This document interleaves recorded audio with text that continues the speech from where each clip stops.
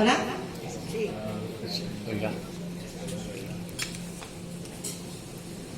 Bona nit, amigues i amics. Ens retrobem de nou, com cada any, per lliurar el 6è Premi d'Ateneu de Natura de Divulgació de les Ciències Naturals. A les edicions anteriors han merescut el guardó d'ADN un paleontòleg, el doctor José Luis Sanz García, que també ens va explicar l'estreta relació evolutiva entre les gallines i el Tyrannosaurus rex. Un ornitòleg i pedagog, el doctor Joan Castany i Álvaro, que potser alguns de vosaltres l'enyoraran aquesta amic la guitarra. Sí, ho pensava. Un botànic, el doctor Roberto Rosselló i Jimeno, obstinat divulgador de la flora del país. És que la fira d'Onda com molt. La Institució Catalana d'Història Natural, amb més de 100 anys de trajectòria dedicada a la protecció i divulgació de patrimoni nacional, i conjuntament els paleontòlegs i creadors de museus Manuel Saura Aguilar i Juan Antonio García Vives, que avui ens acompanyen a taula. Abans de la presentació pròpiament dita de la persona guanyadora d'enguany, vull apuntar dues qüestions, i no els negaré que poden estar tenyides per la meva particular visió de les coses. En primer lloc, si reparen en la llista que els he declamat, tots són homes. Sense cap mena de dubte, tots dignes merecedors del premi. I jo, precisament, he estat la primera en glossar-los les virtuts, els treballs i els mèrits que ens van portar a premiar-los. En són molts de vostès testimonis i en hi ha constància gravada, però no lleva que tots són homes. Així que ara els diré clar i català que m'alegro profundament que la guanyadora d'enguany siga una dona. Si fórem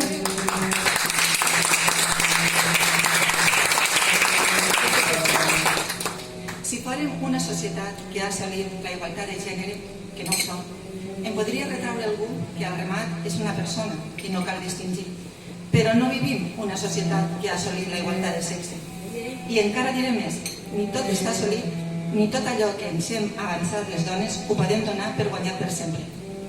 Hem d'estar actives i vigilants. És més, hauríem de ser més combatives, al meu parer. I també alegrar-nos com cal quan algunes dones reeixides van assolir fites que en aquesta normalitat desviaixada estaven reservades als barons. En segon lloc, voldria remarcar-los una altra particularitat de la guanyadora d'enguany. Fins ara havíem premiat científics que han decidit fer també de divulgadors.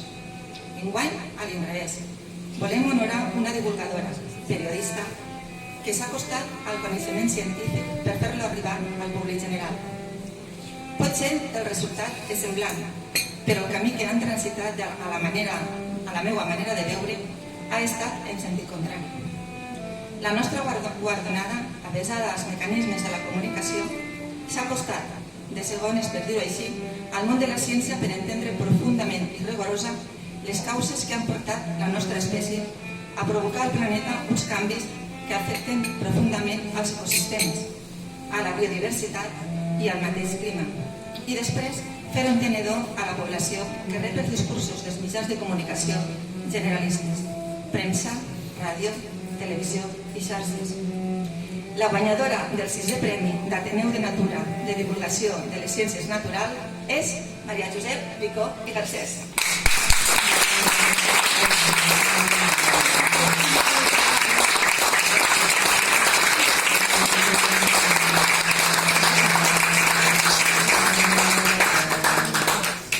És nascuda a Sagunt, en 1973, al camp de Morvedre. És periodista ambiental, escriptora i divulgadora científica.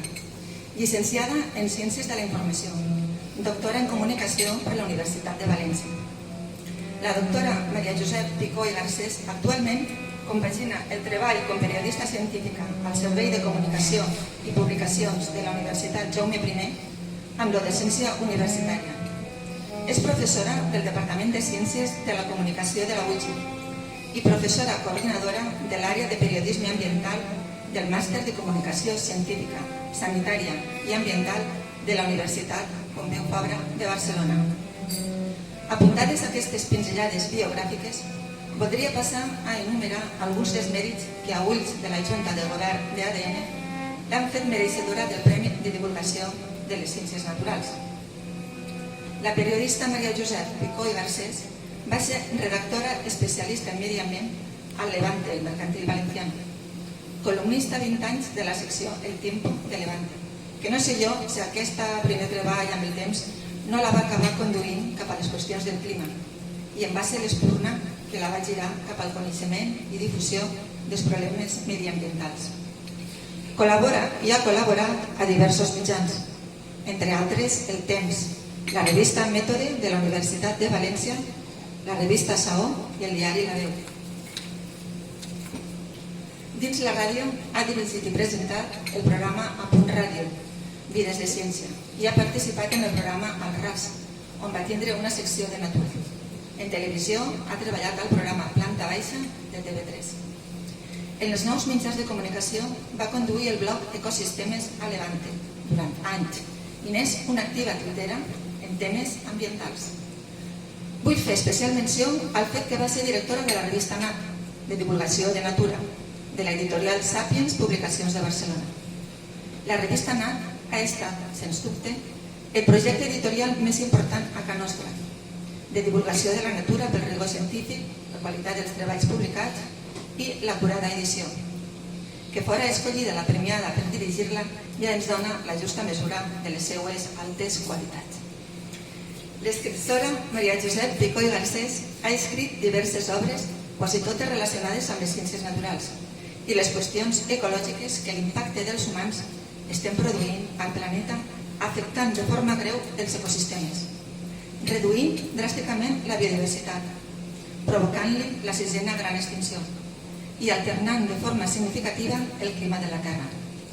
Podríem dir que es tracta de llibres d'assaig divulgatiu, si em permeten l'expressió, els títols dels quals són tan aclaridors del contingut que m'estalvia d'explicar la relació amb el premi i com encaixen en les finalitats de la nostra associació.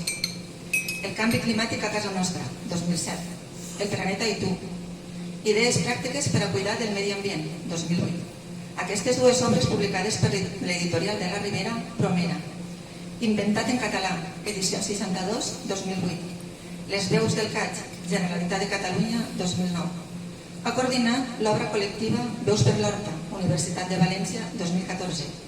I la seva publicació més recent és Periodisme ambiental de la lluita ecologista a l'entorn digital, Universitat Oberta de Barcelona, 2017.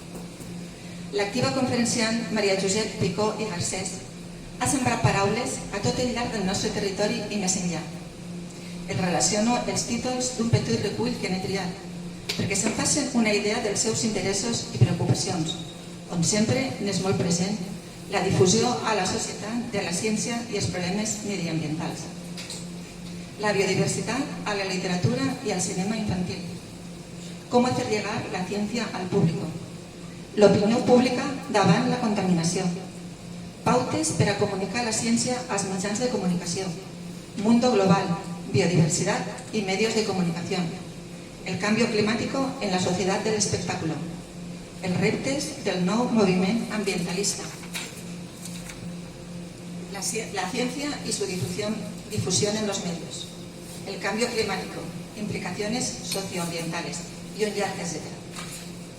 La nostra honorada és membre de l'Associació de Periodistes d'Informació Ambiental i de l'Associació Catalana de Comunicació Científica.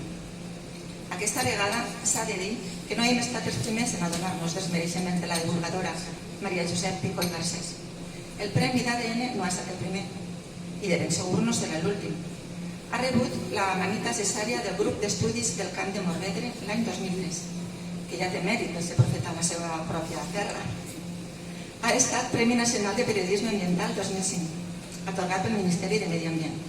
Ha rebut el Jaume I de la Institució Cultural de la Franja de Ponent el 2006, el Premi Cabanilles del Centre Excursionista de València el 2007 i el guardó de la Fundació Agricultura i Medi Ambient de la Comunitat Valenciana, FUBAMA, el 2015. Aquest premi, Maria Josep, no ha estat el primer i no en serà l'últim, editades. Nosaltres, des d'aquell racó allunyat dels centres de poder i difusió de les ideologies, des d'una associació menuda, humil, amb pocs recursos i quasi invisible, que nada a contracorrent, només volem dir-te que ens plau tot el que has fet i et senyalem lliurant el premi com a mereixedora de l'admiració i agraïment dels membres de l'associació Ateneu de Natura, per tot allò que has dit i has escrit sobre la greu situació del planeta i per com ho has dit, fent-ho entenedor per a tota la població. Només això és el premi. Això sí, perquè en conserves un record material d'aquest acte, el lliurarà el president d'ADN, una ceràmica magnífica nascuda de les mans i el cervell de l'artista que tenim així davant, Cristina Burman, que tan gentilment ens ha cedit.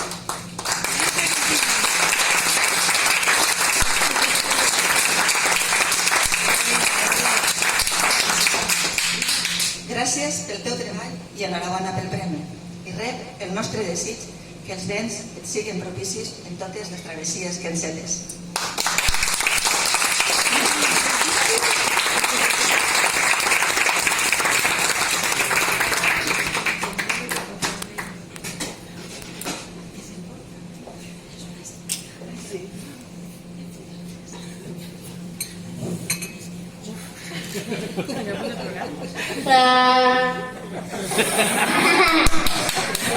Molt bé, molt bé. A veure qui és el bebè ara.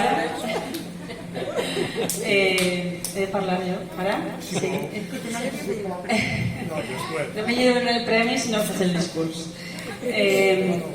A veure, en primer lloc, hi ha molta gent amiga que espero que, bueno, amiga que no coneixia, però que hem vist que tenim moltes aficions i moltes passions comunes.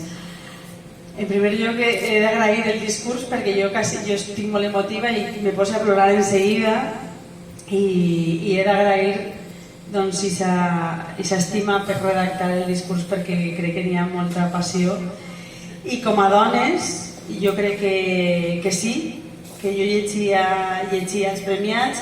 Aleshores és de destacar que la societat canvia i que les dones també hem de valorar-nos mútuament i en totes les associacions. Efectivament, no sóc una biòloga, no sóc una estudiosa de la natura, sóc una estudiosa de la comunicació ambiental i de la biodiversitat. Aleshores agraïsc també aquest premi per valorar aquest vessant que és quan eres periodista i estudies lletres i de moment te n'adones que no saps res a l'hora de fer comunicació ambiental, no? I que totes les matèries de la natura són ciències pures i que has d'estudiar molt.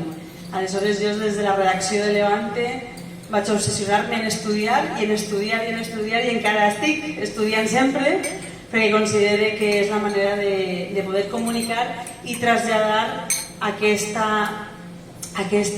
matèria tan diversa i tan complexa, perquè les plantetes i els animalets, no, hi ha molta matèria que hem d'estudiar. Aleshores, agraïs molt, en primer lloc, la telefonada d'Enric, que la veritat és que en un moment molt efervescent de la meva vida, de moment arriba una telefonada d'una veu amiga, però no coneixia, però qui eres? I aleshores he d'agrair-vos molt profundament el reconeixement a aquest sí que compromís, que reconec que és un compromís molt ferm des de fa molts anys de dir aquesta matèria, el medi ambient, la biodiversitat, els temes climàtics, però no els de moda, sinó la profunditat del discurs, no assustar, no anar apocalíptic, sinó conèixer el nostre territori, necessita veu, perquè si no tot se va en política, en economia, en futbol, i jo sempre quan estudiava periodisme volia donar la veu a allò més a qui no tenia veu. En aquell moment, possiblement per la influència de la meva germana, que és treballadora social, a les persones que estan patint malalties, que estan en col·lectius més desprotegits,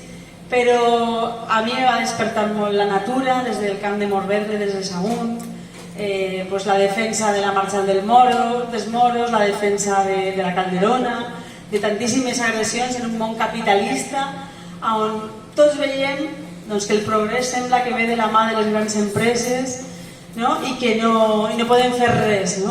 Aleshores, crec que ahir vaig veure que podia fer molt des de la meva xicoteta columna de Levante, des d'un periodisme de qualitat, de consultar moltes fonts, de treballar molt per fer un breu, per fer un bon reportatge, per consultar fonts qualificades, i això m'ha portat a estudiar més i a fer el doctorat, però sempre pensant en la importància que té el nostre territori, en el nostre cas el valencià, en la construcció de la nostra identitat, de la nostra, un poc, aquest paisatge que ens dona la sensació de que tenim un país, de que tenim un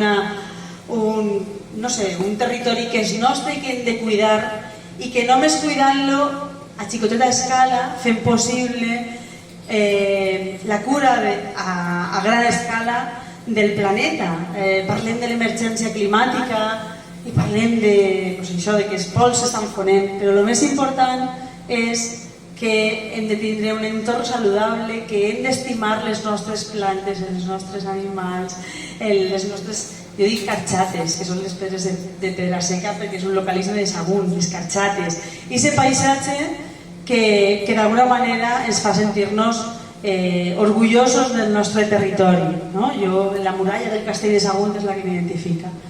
Aleshores, crec que és molt important aquesta actitud, que podria haver guanyat molts més diners dedicant-me a una altra professió, a una altra especialitat periodística també, però sempre m'he mantingut ferma. Per això soc membre d'associacions del periodisme d'informació ambiental, de comunicació científica pel meu pas en Catalunya, i he de dir-vos que per a mi este premi és de les coses més boniques, igual que va passar amb la Franja de Ponent o amb el meu poble, amb el Centre d'Estudis Comarcals, perquè per a mi el més important és la gent que esteu ahí a xicoteta escala cuidant de la natura, cuidant d'aquest territori a poquet i damunt també des de la part científica, creant una cultura de l'amistat de les persones, de crear una xarxa d'amics i de gaudir de la natura.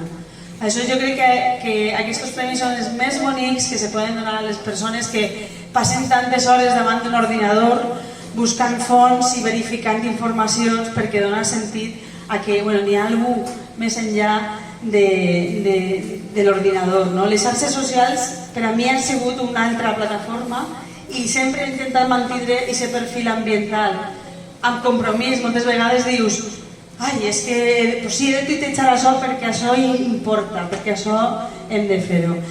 He de dir que la meva trajectòria a Barcelona va ser fonamental per conèixer una realitat molt més ampla, per veure que podíem fer moltes coses en l'àmbit mediterrani, en l'àmbit de la parla també de la nostra llengua, i sobretot que també a nivell personal he de dir que aquella etapa me va donar la possibilitat de conèixer a Sergio, que és biòleg, entomòleg, que ara hem enterat que també ha tingut una conversa anterior amb Enric, i que fins i tot la natura, la protecció de la natura, l'estudi de la biodiversitat forma part de la nostra família, forma part de la nostra vida, i per a mi és un orgull sentir-me útil i un poc transmetre aquests valors de la natura que com tots sabem són tan vulnerables en la nostra societat. I no sé què més dir, però només agrair, animar-vos a que continueu, perquè no és fàcil, però és molt interessant, a ajudar-vos, estar a la vostra disposició per ajudar-vos. Parlàvem amb Enric en la possibilitat de divulgar també al públic en general els articles que feu en la revista, perquè és molt interessant. I en últim lloc volia agrair la presència de Marta, perquè com sabeu en aquestes setmanes d'efervescència jo soc una persona molt independent, però m'han cridat per a formar part d'una candidatura. Aleshores agrairé a Marta que aquesta nit també estiguera acompanyant-nos, i també donar un poc, comunicar-vos la felicitació i que li haguera agradat molt estar així a la vicerectora de Cultura i Relacions Exteriors, Carmen Lázaro, que per motius d'agenda no ha pogut estar, però que ens ha manifestat Enric també la seva felicitació per l'activitat que feu i que li ha gran ganes d'estar avui així. Perquè sé que manteniu una relació estreta amb la Universitat Jaume I, que jo crec que és un gran pol de generació de coneixement i generació de talent. Aleshores vos anime a fer-ho i de tot cor, moltíssimes gràcies a tots per estar així, ha sigut un plaer i espero que aquesta relació continue al llarg del temps i que estiguem en contacte. Moltíssimes gràcies.